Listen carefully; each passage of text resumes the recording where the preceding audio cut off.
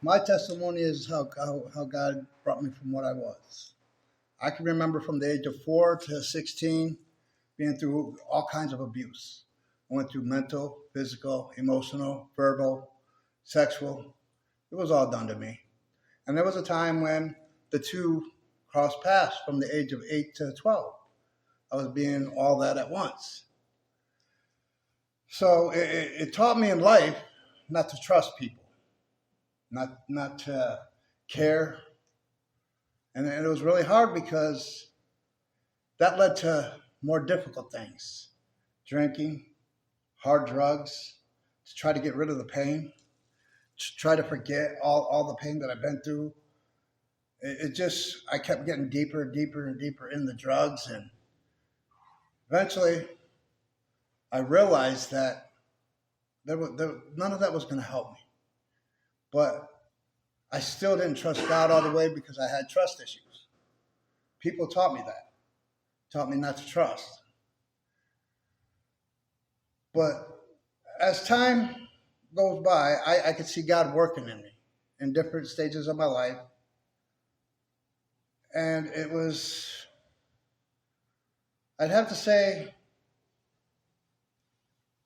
when he finally got a hold of me. I mean, I used to play part-time Christian. I'd be out there be drinking, drugging, and claiming to be a Christian, but I wasn't.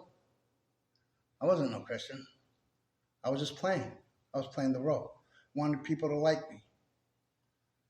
But, it never worked out for me. It really never did. And so as time went by, I just distanced myself from people, locked my door, wouldn't go nowhere, didn't want to be around nobody. I sat at home alone all the time for days, not going nowhere, not talking to nobody.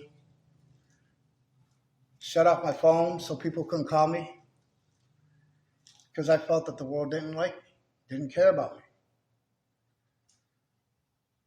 But now that I'm 50, in the last year, a little over a year, God really took hold of me.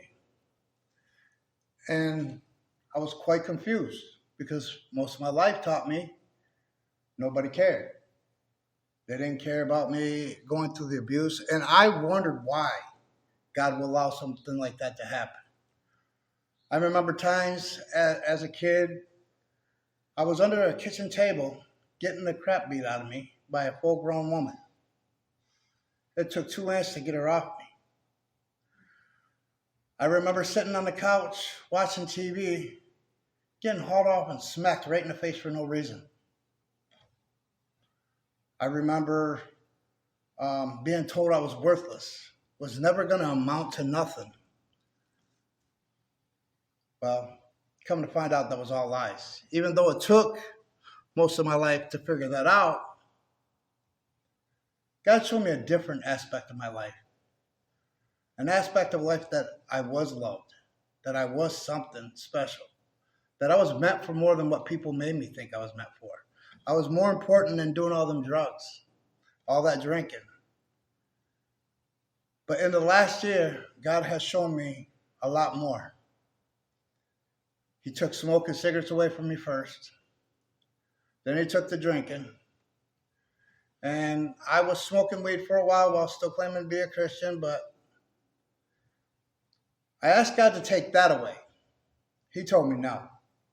I was confused. Why would you tell me no? And then he put in my mind, give it up as an offering. Show me your faith.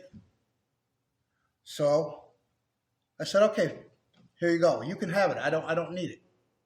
And I just quit. And I put it in his hands. And I trusted him to keep his word. And so as time goes, it seems like the cravings were less and less and less. I didn't have the urge to do it. But now I see, I've had like these visions. I don't know what most people would say, but I've had visions of exactly what I'm doing right here, right now. Standing in front of people, talking about God. And there for a while, God was pushing me to volunteer. Why, I don't know. But then I remembered Justin. He worked here. And of course, that's how this happened. Yeah. Thank you.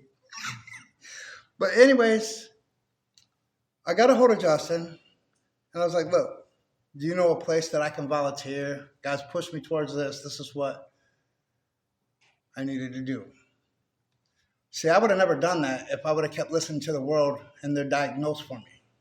Because I was diagnosed bipolar, schizophrenic, anxiety with insomnia, with dissociation/split personality. And the realization, it wasn't a real mental illness. It was the enemy attacking me, telling me false things, lying to me. Because why? He is the father of lies.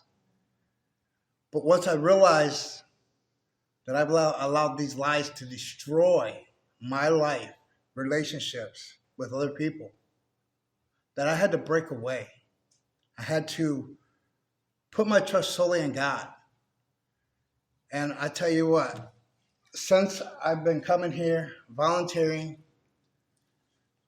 I get bored at home. Okay, when I'm not here, when I'm not around people, I get really bored. And so it drives me nuts that it's only 3 days a week that I get to come here. But, it's a blessing because I see people who are less fortunate than me. I have my own place. I have food. I have a bike. Some of these people have families that they can't even feed. So with me doing this volunteer work, it's been a blessing. And not only that, when I started doing my morning thing, it was like maybe 10, 20 minutes at the most. Now, every morning I wake up with God for about an hour and a half to 2 hours. It's through music. It's through reading scriptures that are hung up on my wall. It's through praying and reading his word. And one thing I've learned is we always ask for wisdom, knowledge, and understanding. Because without that, how can we understand who God really is? So God has given me a lot of wisdom, knowledge, and understanding. But I guess the best part about living my life for God is I've never had peace like I do now. And the only way I learned to get that peace is through forgiveness. The forgiveness that he gave me to others. And I always held grudges.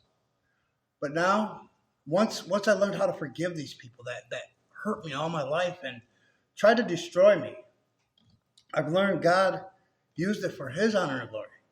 See, I used to ask God, why? Why did he allow this to happen to me? It wasn't that he allowed it to happen in a bad way, but he used it to bring me to where I am now. So I can be a testimony to other people that have gone through this stuff. And that maybe they can come to Christ too, knowing what I've been through and seeing what God's done in my life. So the thing I gotta say that helped me the most was learning true forgiveness. He forgave us all of our sins. He said, I'll cast them as far as the east is from the west.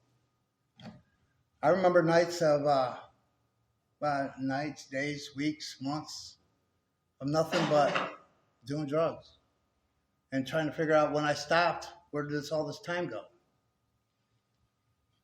But every day is precious to us. And the more that people can understand who God really is, the more they might come to him. The more they might learn to love him. That's all he asks.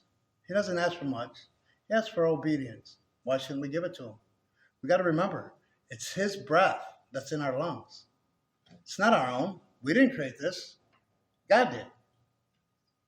So when we learn to forgive and we learn to solely trust God in everything that he says and take his word literally, that's when we find our true peace, our true happiness. And I have no regrets of the life I live now. I am so grateful that God allowed me to go through this, that I can be somebody that people can look up to and say, you went through this? Yeah, so did I. Well, then let's talk. And then I can lead them into Jesus, maybe. You never know. So the situations that we go through in our life, just remember, there's somebody out there that has already been through worse. And we might be just that stepping stone that Jesus needs to bring them to him. So I just want to thank you all for listening. And this is my testimony of how God saved me.